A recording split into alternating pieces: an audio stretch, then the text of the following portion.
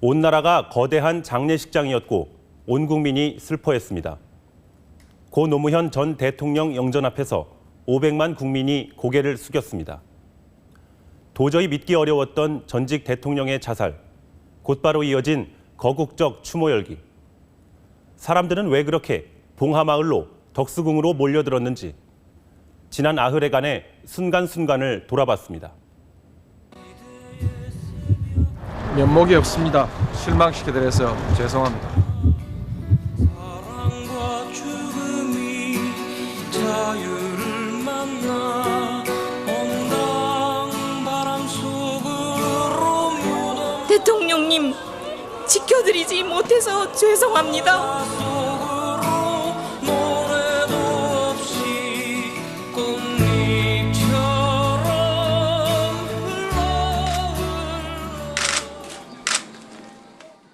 이승과의 영원한 작별을 고하던 날, 밤새 잠들지 못한 봉하마을은 뜬 눈으로 새벽을 맞았습니다.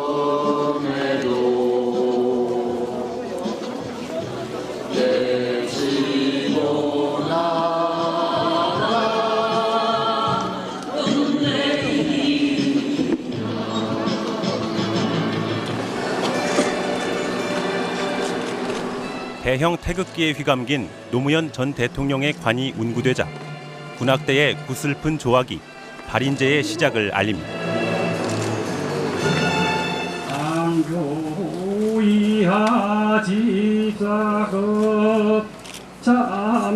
아들의 마지막 술잔을 받은 고인의 운구 행렬이 마을에서 점점 멀어질수록 추모객들의 흐느낌은 더욱 또렷해집니다.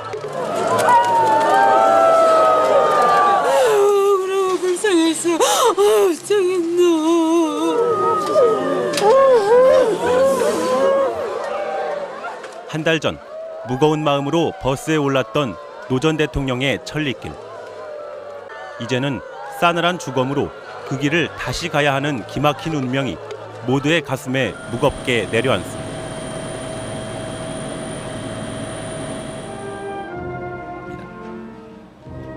영결식.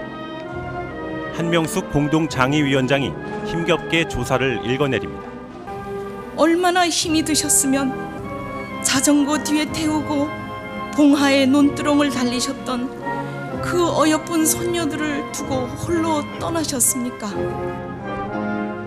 그의 조사는 내내 울먹거림으로 떨렸습니다. 다음 세상에서는 부디 대통령 하지 마십시오. 정치하지 마십시오. 또다시 바보 노무현으로 살지 마십시오.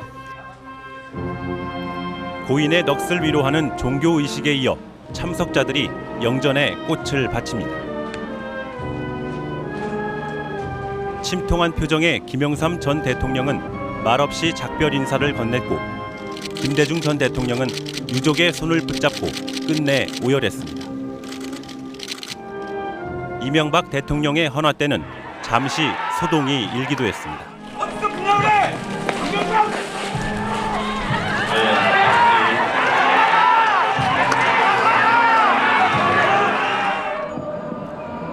모처럼 활짝 열린 서울광장. 그곳을 가득 메운 수십만의 노란 물결 속에 진행된 노제.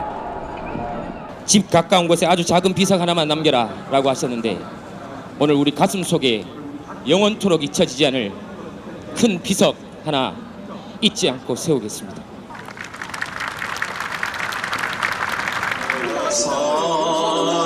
살아가는 동안에 할 일이 또 하나 있지. 애창곡을 노래하는 고인의 육성이 울려 퍼지자 유족도 시민들도 참았던 눈물이 쏟아집니다.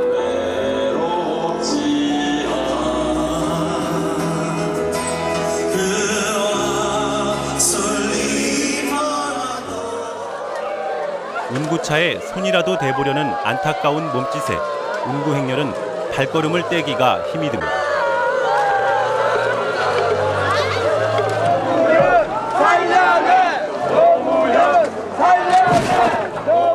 세종로에서, 남대문에서, 서울역에서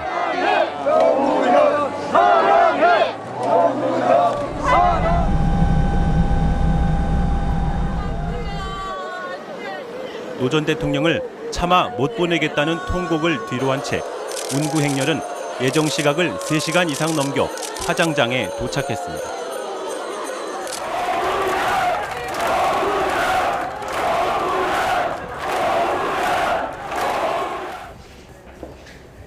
눈물이 마를 새 없던 권양숙 여사는 여기서 끝내 주저앉았습니다.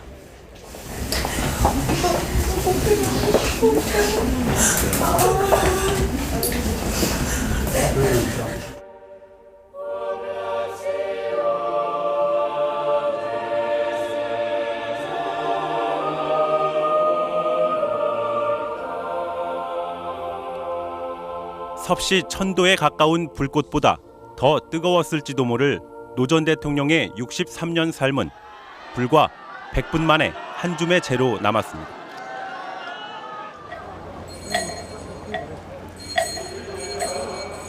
자정을 훨씬 넘겨 돌아온 고향 마을의 뒷산 사찰. 유골함이 안치되고 49제의 첫 제사인 초제를 치른 아들 건호 씨가 추모객들 앞에 섰습니다. 여기 모이신 모든 분들에게 감사드린다는 말씀 전하고 싶습니다. 고맙습니다. 운전기사로 노 전 대통령을 21년 동안 꼬박 지켜온 최영 씨는 이날도 운구차를 몰았습니다. 마지막까지 같이 오신 거죠? 예, 그렇게 또 이제 하시고 싶으셨다고 하신 거고요. 그래야 되는 거 아닌가요? 운구차에서 내린 그는 곧장 권 여사가 오른 차의 핸들을 잡고 부인과의 인연을 이어갔습니다.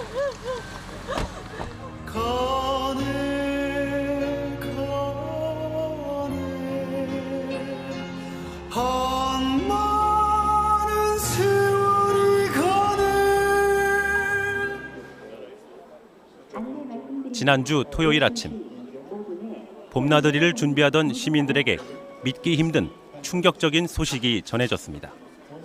믿기지가 않았거든요. 그냥 또 사망 소식이 처음에 안 접해져 있어서 그냥 많이 다쳤는가 그래도 빨리 괜찮았으면 좋겠다 생각을 했는데 시민들은 그날로 덕수궁 앞을 시작으로 곳곳에 분향소를 차렸습니다. 남녀노소 가릴 것 없는 추모객들의 발길이 몰려들었고 한 번 조문에 서너 시간 기다리는 것도 마다하지 않았습니다. 힘드시지 않으세요? 다리 아프고? 괜찮아요. 그렇게 가신 게 마음 아프지만 그래도 남은 자로서 그분이 평생 주고자 하셨던 그런 희망의 메시지를 가지고 살아야겠다. 조문으로는 성이 차지 않는 시민들은 그 자리에서 자원봉사에 팔을 걷어붙였습니다.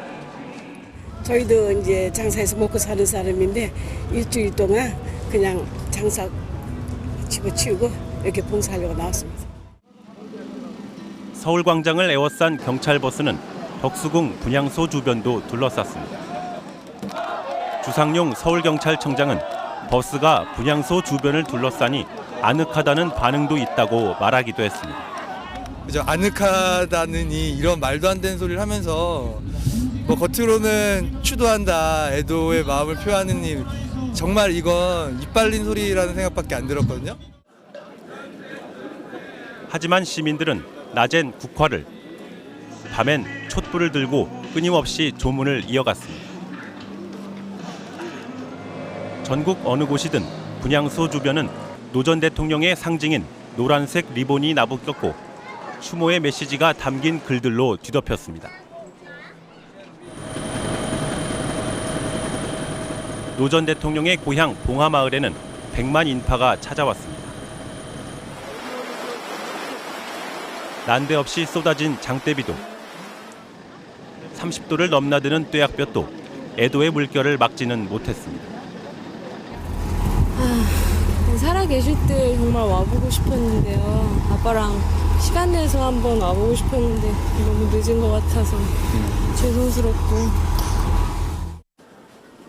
정부와 시민들이 만든 분향소는 전국에 335곳. 일주일간의 장례 기간 찾은 조문객 수는 500만 명을 헤아립니다.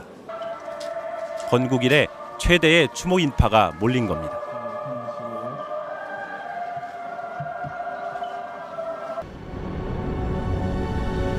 노무현 신드롬이라고 불릴 만큼 격정적이었던 이 같은 추모 열기는 어디서 나온 것일까? 2580은 지금으로부터 1년 전인 작년 5월 25일 봉하마을을 찾았습니다. 당시에는 공개하지 않았던 영상입니다. 그날도 사저 뒤편 부엉이 바위는 그 자리에 서 있었습니다.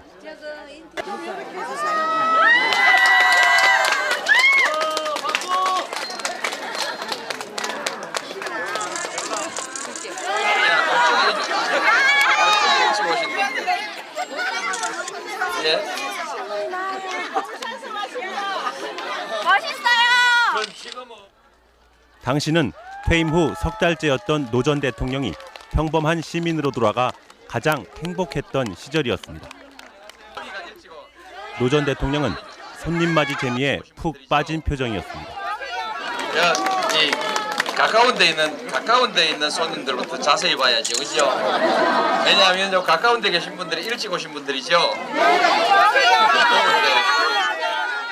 노 전 대통령은 이날 사저를 방문한 민주화 투쟁 동지 오충일 목사를 소개하며 국가 정책의 방향은 약자를 보듬는 쪽으로 가야 한다고 강조합니다.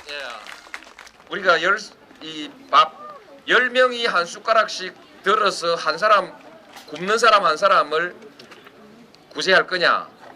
아니면 9명이 10명이 잘 살기 위해서 기왕에 한 사람은 뭐 별 힘도 없고 볼 일 없으니까 한 숟가락씩 다 뺏어가서 9명을 위해서 한 명이 굶어 죽을 거냐?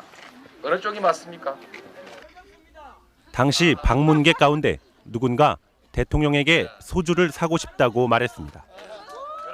교통이 연사면 내가 사겠습니다. 그렇죠.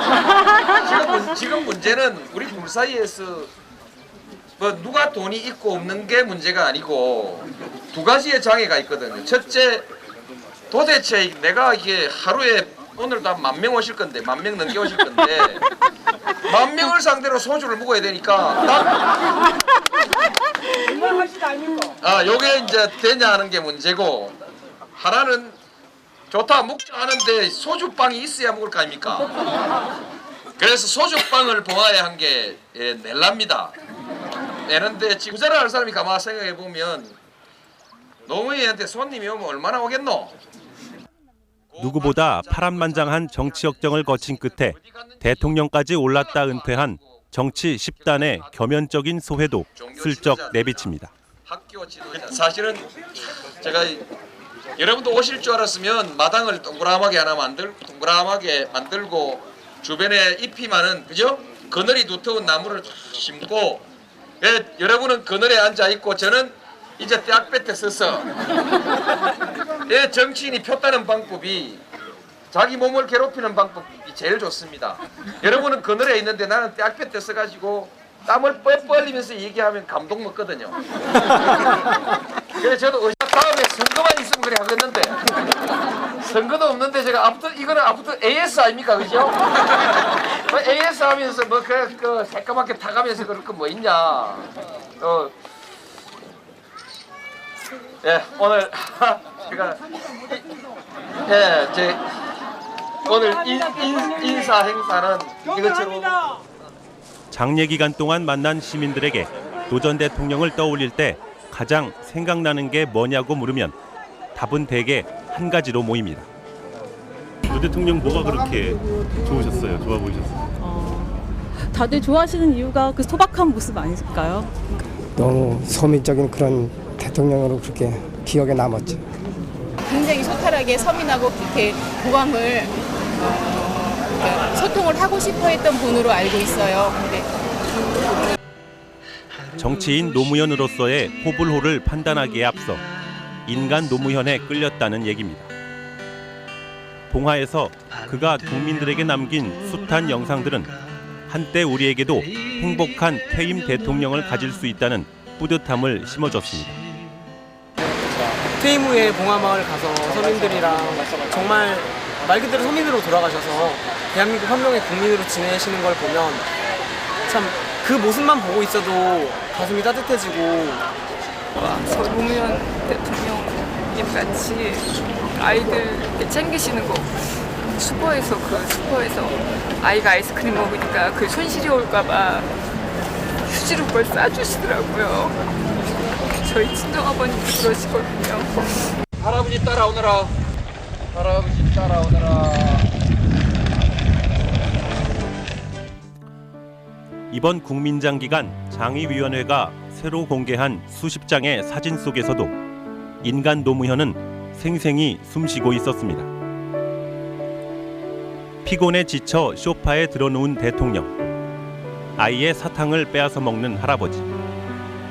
사진이 공개된 인터넷 사이트는 접속이 폭주해 몸살을 앓기도 했습니다. 생전에 노 전 대통령과 작지만 소중한 인연을 맺었던 소시민들의 안타까움은 남다를 수밖에 없습니다.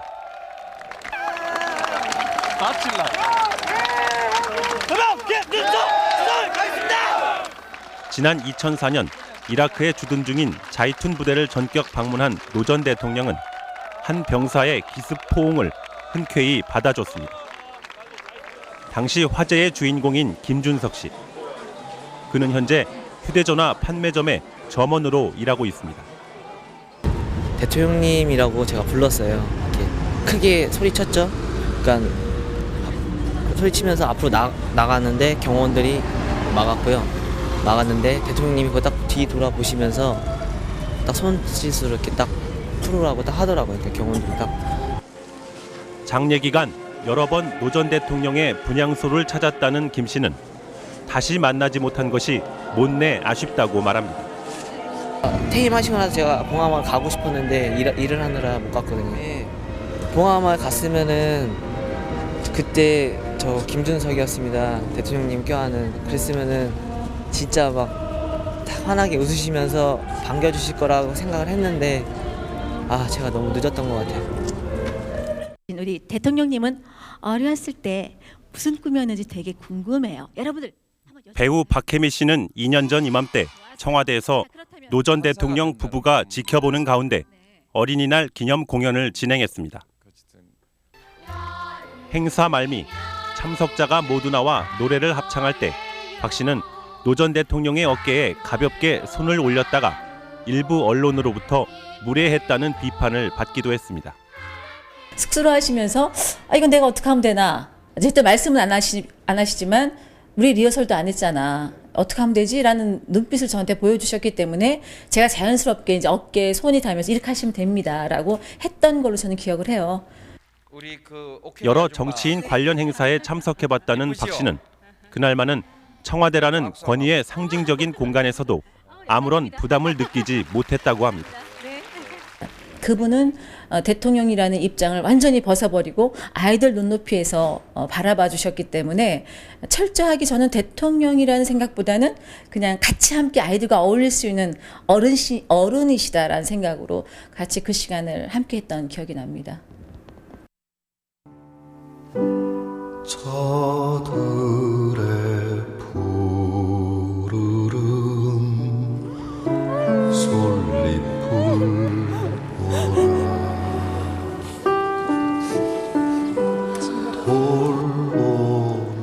온 나라에 추모 물결이 넘실댄 건 비단 노 전 대통령 개인에 대한 호감 때문만은 아니었습니다. 연결식을 하루 앞둔 지난 28일 밤 서울 어느 시장의 먹자골목. 늘 떠들썩하던 먹거리 좌판이 이날만은 무겁게 가라앉아 있습니다. 우리같이 평범한 아이들도 대통령이 될 수 있겠다. 서울대, 연고대 이거 안 다녀도 그저 고등학교만 나오고 상고를 나와도 대통령이 될 수 있구나. 그러면서 이렇게 희망을 주는 대통령으로 저는 기억이 돼요. 재력이나 학벌 같은 기득권 없이도 자수성가할 수 있다는 서민의 꿈을 실현시킨 대통령.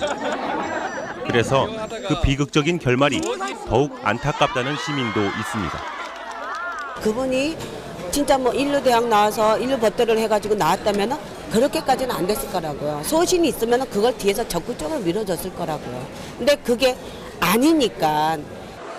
또 현 정부의 실정이 추모 열기를 더욱 고조시켰다는 분석도 빠지지 않았습니다. 이렇게 많은 사람들이 움직일 때는 그 한 인간의 죽음에 대한 애도뿐만 아니라 우리가 바라는 게 있다고. 뭔가 행복하게 살기 원하는 건데 그걸 현 정권이 못 해주니까 뭔가 불만들이 있고 불만들이 다른 모습으로 표출되는 걸 수도 있다고 보여집니다, 사실. 그러나 한편에서는 노 전 대통령의 서거를 곱지 않은 시선으로 보는 이들도 있습니다. 뭐냐고? 대통령이 어떻게 나라 백성을 생각했다면 그래도 한치라도 나라의 아버지였는데 어떻게 나라 망신을 주고 가? 이런 망신은 없어, 세계적으로. 인터넷상에서 유명한 보수 논객으로 통하는 치과의사 양영태 씨의 시각도 비판적입니다. 부패 연루 혐의가 확실히 드러나서 수사를 받고 또 수사도 또 정중한 수사를 받고 있는데 아니 그만한 일에 그래 충격을 받아서 자살을 해야 됩니까? 야, 참, 이 파퓰리즘의 종말은 바로 파퓰리즘 자체이지 그 내면적인 깊은 참 큰 신념 체계가 없는 파퓰리즘이었구나. 사건 직후 언론이 서거라는 표현을 쓴 데에도 그는 강한 불만을 표시했습니다. 노 대통령의 죽음이 서거라는 데 반대입니다. 서거라고 몰아간 언론들의 그 표현이 안 좋았다고 생각해. 최소한 국가 통수권자는 자살하면 국가와 운명을 함께 한다든가 국민들을 위해서 내가 자결함으로써 순국한다든가 이런 개념인데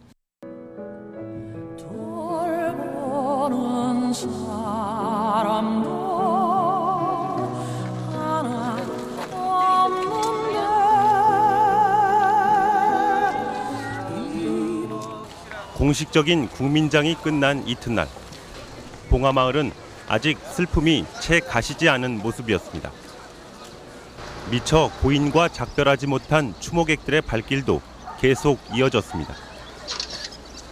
작은 힘이나마 나이는 들었지만 봉사를 마지막 가는 길에 하고 싶어서 보도할 거는 이게밖에 없다고 봅니다. 주민들 역시 일상으로의 복귀가 쉽지 않습니다. 일이 손이 안 잡혀가지고 아주 못 안 심고 흥글흥글 해가지고 안정이 안 돼가지고. 그래도 이제 생활은 또 하셔야죠. 그러니 하긴 해야죠. 근데 신이 안 나지 이제. 저 충격을 이제 좀 세월이가 이렇게야 일도 손에 잡히고 그럴 건데 말 사람 마음 다 그렇습니다. 비슷한 시각 서울은 다시 몸싸움과 고성이 오갔습니다. 경찰은 서울광장에서 밤새 추모제를 열며 남아있는 시민들을 어제 새벽 강제로 해산시켰습니다. 시민들에게 개방됐던 서울광장은 불과 단 하루 만에 경찰 버스들에 의해 다시 둘러싸였습니다. 시민들이 몰려들었던 덕수궁 대한문화 분향소 역시 철거됐습니다.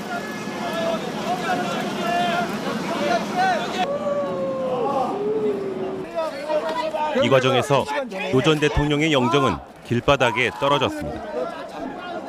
야만이야, 야만.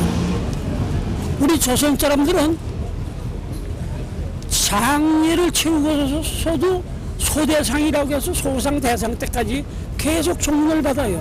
아직도 현실을 인정하기 안타까운 이 시민들이 와서 절을 하는 이 가난한 이 조문장을 말이야. 이걸 폭력을 내셔서 털어버려? 그런 못된 놈들 있어.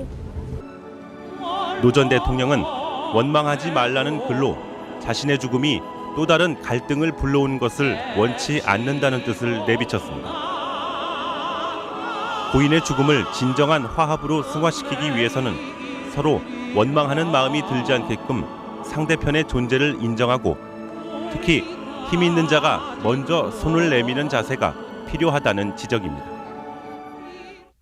이제는 좀 한 발자국 뒤로 물러서서 성찰하고 그다음에 국민과 합의하고 그 야당과 합의하고 이런 논의를 통해서 국정을 이끌어가는 그러한 어떤 뭐랄까 지혜라 그럴까 신중함 이런 것들을 가져야 되는 게 아닌가. 반칙과 위선이 통하지 않는 사회를 만들겠다던 대통령. 희망을 노래하고 열정을 토로했지만 때로는 실망과 냉소를 안겨주기도 했습니다. 고향에 돌아간 그에게 한동안 많은 사람들이 차가운 시선을 보낸 적도 있습니다. 이제 자신을 버려달라고 말한 뒤 훌쩍 떠나버린 바보 노무현. 하지만 그는 생전에 추구했던 가치와 원칙, 그리고 끝내 이루지 못했던 꿈과 함께 지금 많은 국민들 가슴속에 되돌아왔습니다.